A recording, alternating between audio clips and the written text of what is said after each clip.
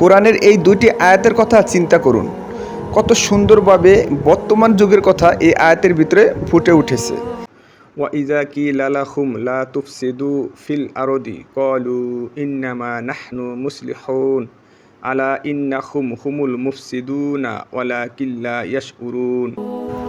কোরআনের এই দুইটি আয়াতের কথা চিন্তা করুন, কত সুন্দরভাবে বর্তমান যুগের কথা এই আয়াতের ভিতরে ফুটে উঠেছে।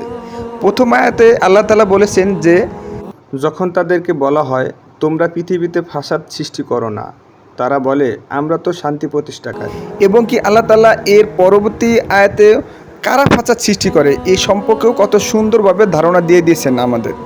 মনে রেখো, এরাই ফাসাদ সৃষ্টিকারী, কিন্তু এর উপলব্ধি তাদের নেই।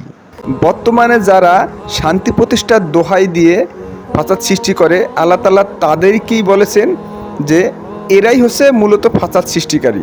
এই যে দেখেন, বর্তমান সময়ে আমাদের এই পৃথিবীতে কিছু দেশ আছে যারা বলে আমরা শান্তি প্রতিষ্ঠা করতে চাই, কিন্তু দেখেন অন্যায়ভাবে যেই দেশগুলোর উপরে নির্যাতন জুলুম হচ্ছে এর প্রতি কোনো পদক্ষেপেই তাদের নেই, এর প্রতি তাদের কোনো ভ্রুক্ষেপই নেই, কিন্তু তারা মুখে বলে যে আমরা শান্তি প্রতিষ্ঠার জন্য কাজ করি।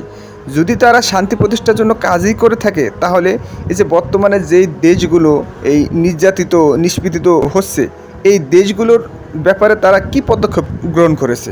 আসলে এরা মূলত শান্তি প্রতিষ্ঠার দোহাই দিয়ে এই পৃথিবীতে অরিজিনালি তারাই হচ্ছে ফাসাদ সৃষ্টি করে। আর এই ফাসাদ সৃষ্টিকারী সম্পর্কে আল্লাহ তাআলা কোরআনে কত সুন্দরভাবে বর্ণনা দিয়ে গেছেন। তারপরও যদি আমরা এই সম্পর্কে সচেতন না হই, তাহলে আমাদের মতো আর অবজ্ঞা জাতি কে আছে?